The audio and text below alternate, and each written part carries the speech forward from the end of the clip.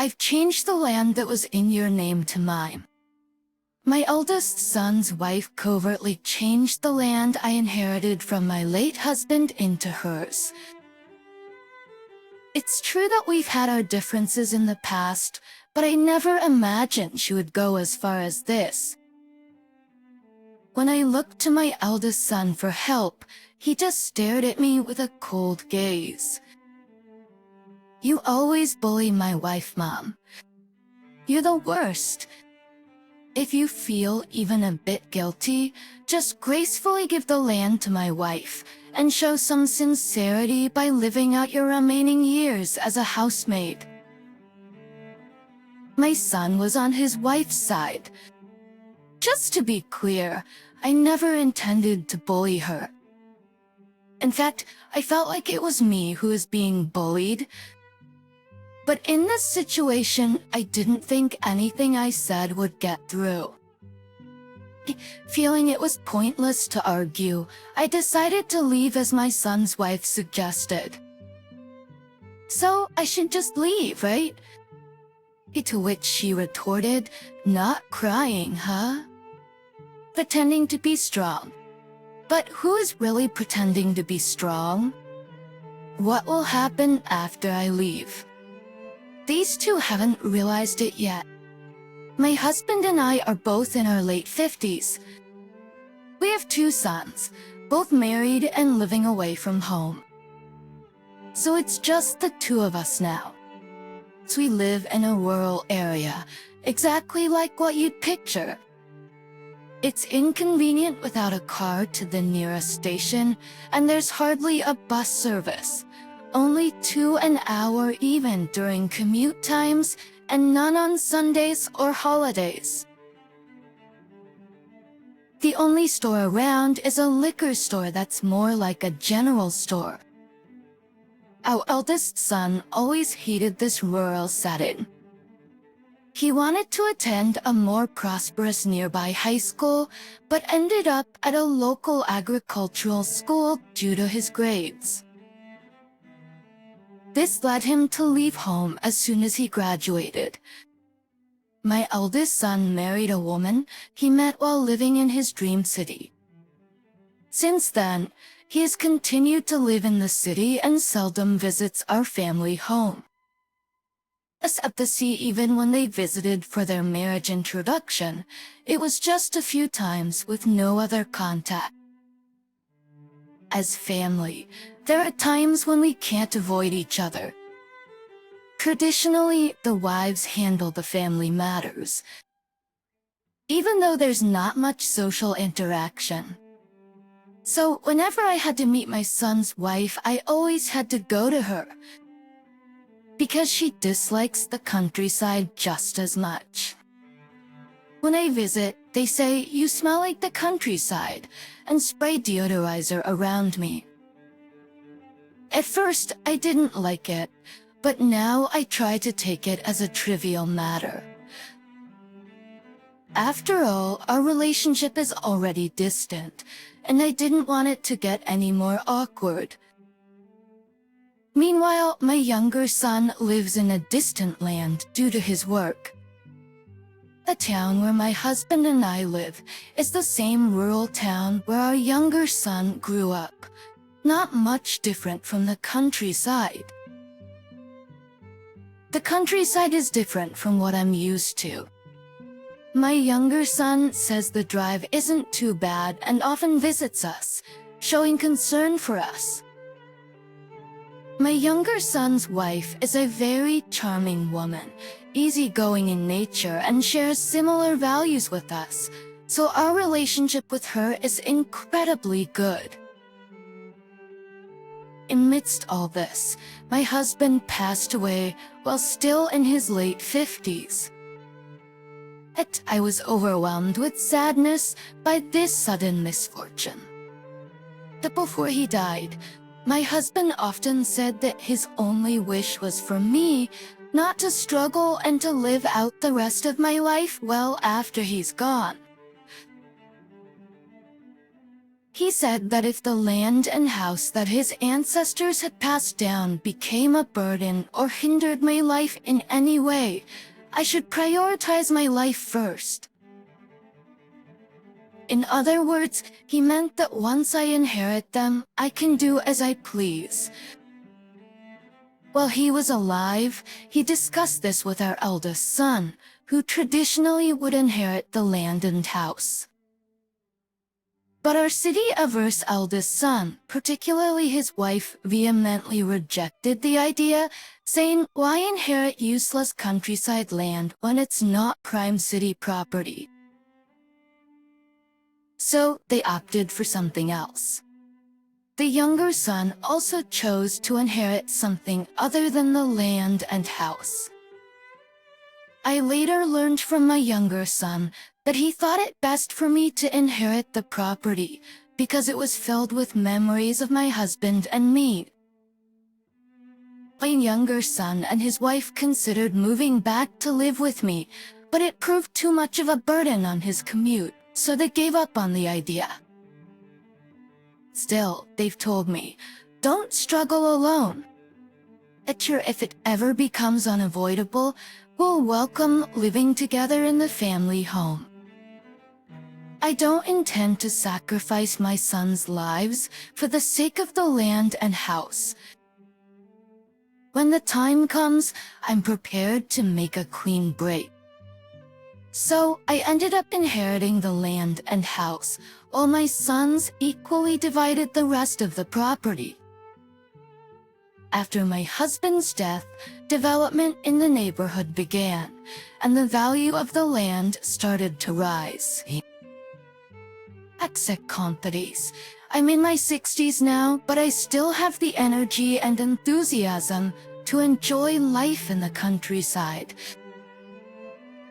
Some people, disliking the development, moved even deeper into the mountains, and everyone has their own opinion about it.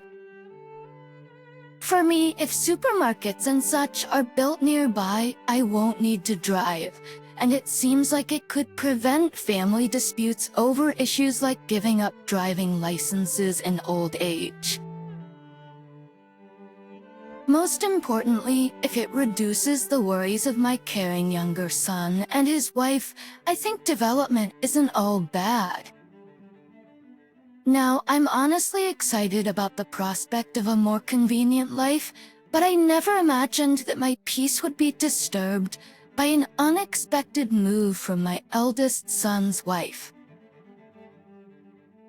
As development progressed and rumors started about more bus services to the nearest station and a new high-rise apartment nearby, I got a call from my long-estranged eldest son. He said something like, "My job in the city didn't work out, and I ended up trying to make a fortune in the city was a fleeting dream for someone born and raised in the countryside." I bluntly asked him what he really wanted to say.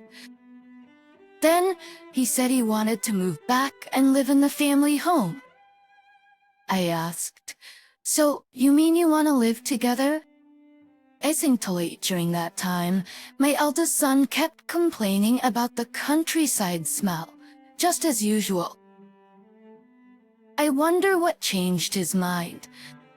That's in the middle of our conversation. My eldest son's wife suddenly interrupted, "You live in such a lovely place. If there's going to be land development and modernization, you should say so. Trees in the mountains have been cut down, improving the view. There have been rumors for quite a while about a large shopping mall coming to that area." He supported my eldest son's wife, who never cared for this countryside land. Now says it's a different story if the area becomes more livable due to development. It's a different story if the area becomes more livable due to development. The land and house my husband left behind are in a great location. Besides the place where our house stands, I also inherited the mountain behind our house from my husband. Will there be land purchases for the development? Are you selling the mountain behind? It seems my eldest son and his wife regret not caring about the countryside land before. Now unable to ask for the land, they are cozying up to me, probably hoping for a share of the money if I sell the mountain. Oh, no. How could I? It's not really about the money, but about my husband, she said with quite a bit of acting in her tone. I listened to her with skepticism, feeling like I was enduring a poor speech. But to summarize, it seems true that my eldest son lost his job and is now unemployed. Their savings are so low that even next month's rent is in jeopardy. When I asked what about the inheritance you and your younger brother split, she said they'd rather not touch it if possible. Since my husband's third memorial anniversary just ended, she wants to ponder a bit more about how to use the remaining money. But if they're struggling, I thought they should use it. I held back from saying that as it might be taken as cold-hearted. Struggling to pay for gas and electricity after rent, my eldest son's wife tearfully appealed, "Please let us live with you." So you're going to live in the countryside? I'll let you, who always hated it and clung to city life, think you can manage here? I asked my eldest son if he planned to find a job in the countryside. I also suggested it might be better for him to find work in the city. Alfia couldn't imagine my eldest son, who left for the city as if running away, now accepting a rural life. He said it's a matter of time. Ichme might soon struggle even to eat, so I need help until the end. But living together would be temporary, just until he finds a new job. I also added that he must work, even if it's just a part-time job. But with the land development here, there were plenty of short-term job opportunities. I figured that taking care of them for about half a year would save up some money and allow my eldest son and his wife to restart. Marriage is about helping each other. However, when we actually started living together, my plans fell apart. True to his word, my eldest son spent his days job hunting. He looked for jobs during the day and worked as a security guard at a construction site in the evening.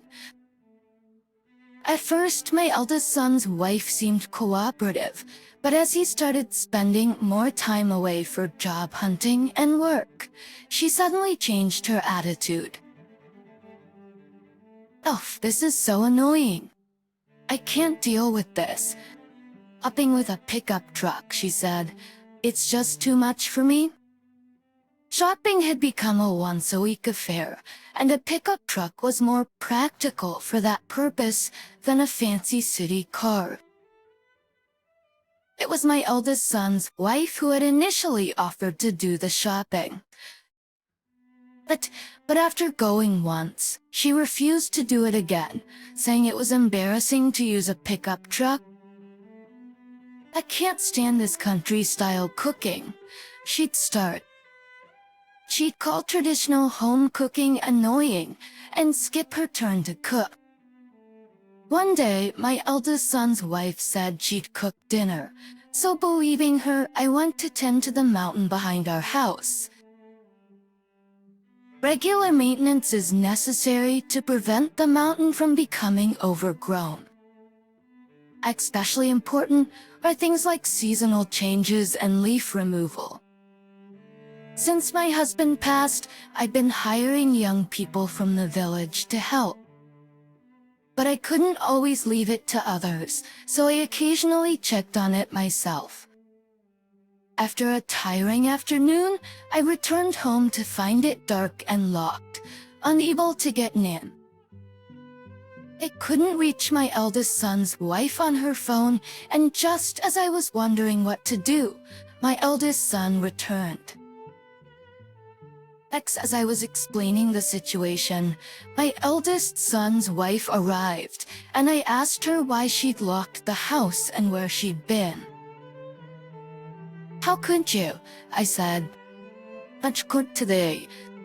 I did exactly as you asked and went shopping, and now you forget." She retorted. She forgot. She retorted, "You had demanded an unreasonable dish and threatened to kick her out if she couldn't make it tonight." I hadn't said any such thing and didn't even know she'd left the house. But my son took her side without question. Just because we're living together reluctantly doesn't mean you can bully my wife. She's not used to country life. It's impossible to find ingredients for fancy cooking here. He accused me of intentionally making things difficult for his wife. My son and I had our differences and had argued before, but being unfairly scolded like this was a first. Even though he was my son, he felt like a stranger, which was sad. I didn't expect him to always take my side. But in a good marriage, husbands usually side with their wives. My late husband always sided with me, but always listened to both sides, which kept our relationship with my mother-in-law smooth. This one-sided belief in his wife's words and yelling at me was something else. Suddenly, my son got angry and said, "Fine, you make that fancy dish yourself and eat.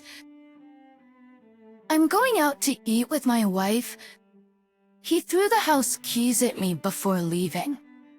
But when I entered the house, nothing had been done. It was just as I left it in the morning. I felt so frustrated and couldn't stop crying. But there is so much to do that I ended up doing the chores while crying. The other day, the owner of a diner where my eldest son had eaten out asked me, "Is everything okay with your eldest son and his wife living with you?" This diner is the only one in the area, and we used to go there as a family when the kids were little. It's run by a childhood friend of my husband's, and my eldest son knows his dad was fond of this place. It seems that my son and his wife were bad-mouthing me there. I got the impression that it's mostly the daughter-in-law feeding these negative thoughts to my son. I didn't go into details, just thanked the owner saying, "Thanks for letting me know." The owner said, "If you ever need anything, feel free to ask for help," and thankfully didn't cry too much. But he did seem sad, saying, "To think that the eldest son, who I thought of as my own, would just swallow his wife's words." Do people change that much when they move to the city? After this, I decided not to expect anything from my daughter-in-law. If my efforts to get along don't get through to her, then it's just a waste of time. It's better to spend that time and effort doing household chores myself. If I retaliate for what's been done to me, I'm no different from her. As usual, I prepared meals for 3 and did the laundry for 3, no matter what my daughter-in-law did. She took it for granted, thinking she had me cornered or felt lucky about how things turned out. She continued to stay with an air of entitlement. Then one day, my son said something unbelievable. "What's about the land and house in your name? I'm changing it to my name." He showed me the documents, saying they were all ready. But he didn't let me get a clear look, so I became suspicious of his wife's story. Having seen the necessary documents for a name change many times from my husband, these looked obviously fake to me. When I asked his wife, "Is this real?" she snapped back, "Of course it is. Please, from now on, I'll be the boss here. If you don't want to be kicked out, you'd better show some remorse for how you've treated me as your daughter-in-law. How about continuing as my personal maid? If not, you're welcome to leave." Her confident attitude made it seem like she believed the documents were real. I confronted my son, asking, "What's this about?"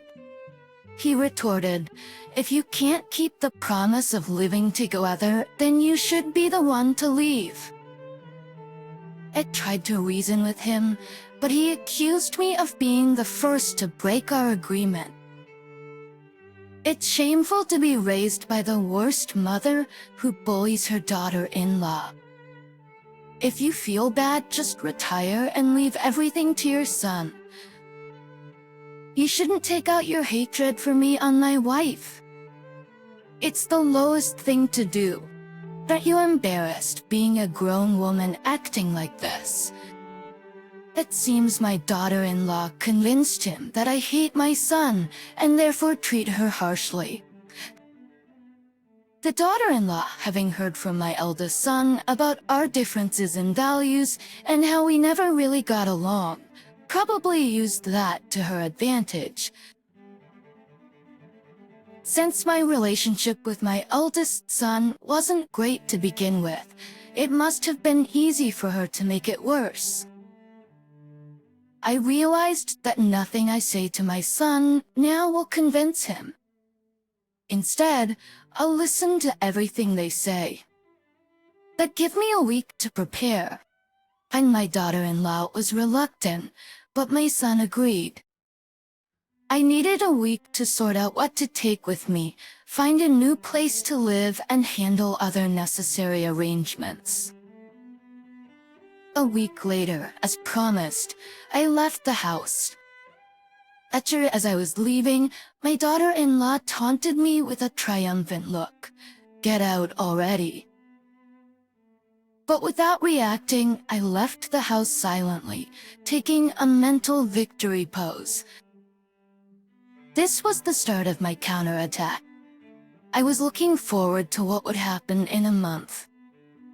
Just a month later, as I expected, I got a call from my eldest son's wife.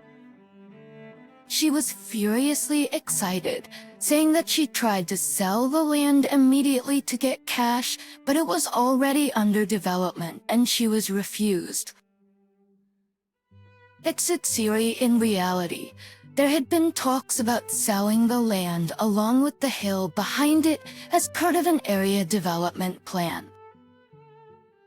The condition was to sell them as a set. It was a welcome offer for me since managing the hill on my own was challenging.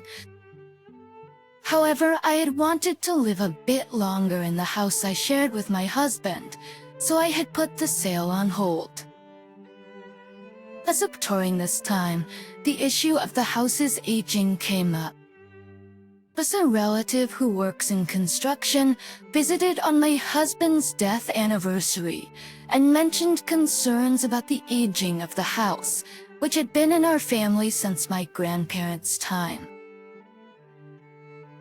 It felt so large living alone in a house that once housed 3 generations that I couldn't deny feeling a bit lonely in it.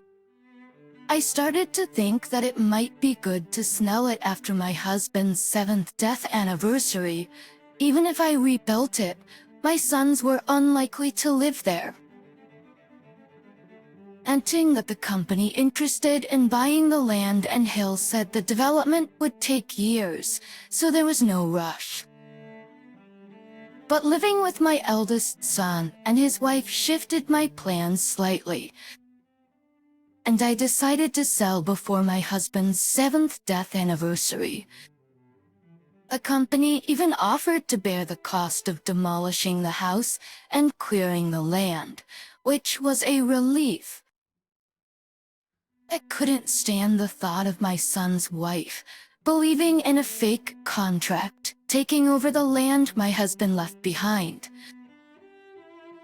I didn't want to yield it to her or my son, who blindly followed his wife without any doubt. I informed my second son about the situation and my decision. He said, "It's sad to lose the house of memories, but memories are in the heart, not in things, so don't worry." Furthermore, my second son and his wife had invited me to live with them. Touched by their kindness, I'm now living with my second son and his wife. I ignored my eldest son's wife's rantings, ending the call and blocking her number when appropriate. Later, my eldest son, having asked relatives about my whereabouts and finding me, came to my second son's house, begging me for help.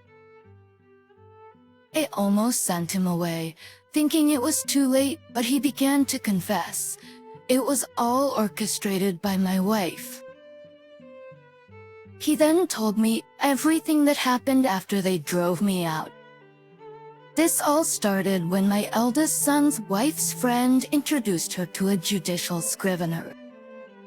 Trusting her friend, she believed everything the scrivener said without question, including that she could change the land and house from my name to hers just by paying a small gratuity, which was even less than half the going rate. Thinking she'd come into a lot of money soon, she decided to cover any shortfall with my husband's inheritance. On the appointed day, the friend and the scrivener prepared the transfer documents and gave them to her.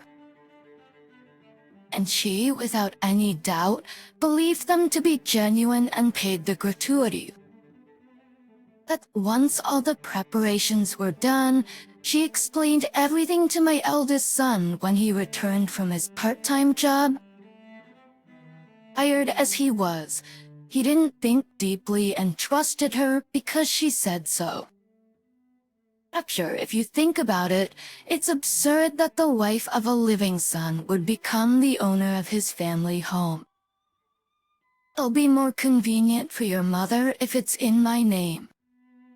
As fellow housewives protecting the same home, we can have an open and honest discussion. Convinced by such seemingly reasonable words, he ended up agreeing. While my son was busy with job hunting and his part-time work, she meticulously planned to drive me out, brainwashing my son in my absence, and successfully made him do her bidding. However, when she triumphantly went to sell the newly acquired house and land, she was told it was impossible because it was already being developed. Panicking, she tried to contact her friend and the scrivener but couldn't reach them. Eventually, their phone was disconnected, and when she contacted the friend's parents, they said they had disowned the criminal and didn't know their whereabouts. That's when she found out her friend had been committing fraud repeatedly and had become a criminal. She later learned that several of her former classmates had fallen victim to this friend. The friend would introduce former classmates to fake lawyers, accountants, and judicial scriveners, taking commissions from them. When my son's wife mentioned the land, she was introduced to someone playing the role of a scrivener. Some victims had filed police reports, while others resigned themselves to considering it a costly lesson. But these people had homes to go back to, even after losing money. For my son and his wife, It was more than just losing money. They lost their home and the inheritance. So their immediate concern was not about filing a police report, but how to deal with the situation. When I suggested they could rent an apartment since most of the inheritance should still be there, my son revealed that the cash card for the account, where the extra money was deposited, had been swapped, and all the money was withdrawn by the time they realized. They were literally penniless and begged me for help, with my son pressing his forehead to mine. Apparently, they were charged extra because the creation of the fake transfer documents was supposedly difficult. My son's wife went to withdraw the money with her friend, who likely stole the ATM pin. Professionals can swap cards without being noticed. My son's wife, driven by short-term greed, lacked caution. Talking openly about the inheritance money probably made her an easy target. Just a little while ago, there had been warning messages circulating from my eldest son's wife's alma mater. They warned that some alumni were defrauding their classmates and juniors, advising everyone to be cautious about contacts or solicitations from people they hadn't been in regular communication with. But she had arrogantly dismissed it, saying only fools fall for scams.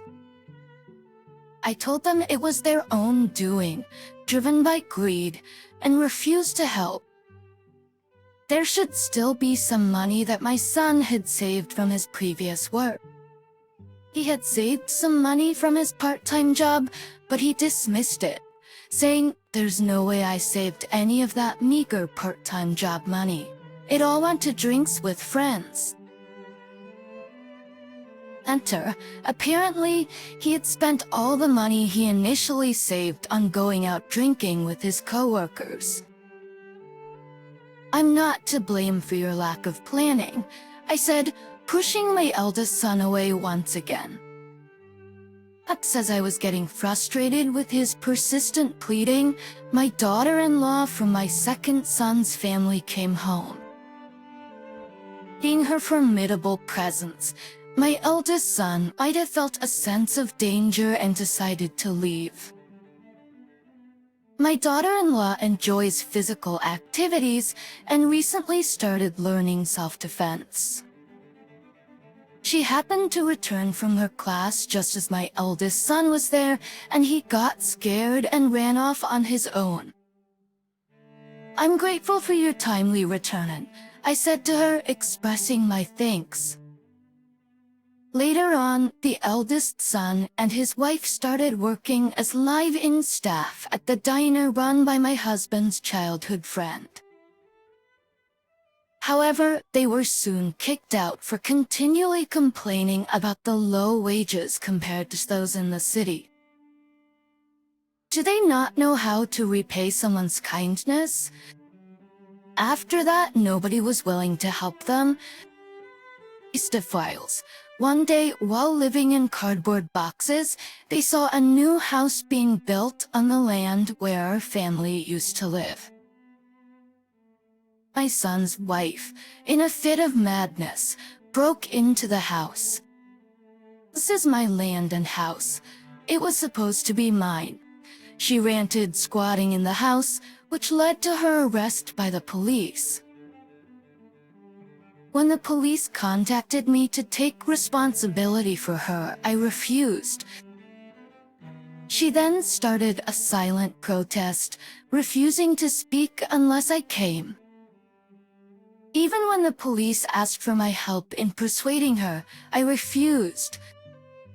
But when they relayed that my son was asking for help, I said, "I have no obligation to help."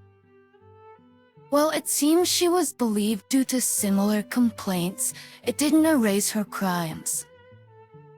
The fraudsters, her friend, and the fake scrivener are still at large, and I heard that even if caught, the money they took won't be returned.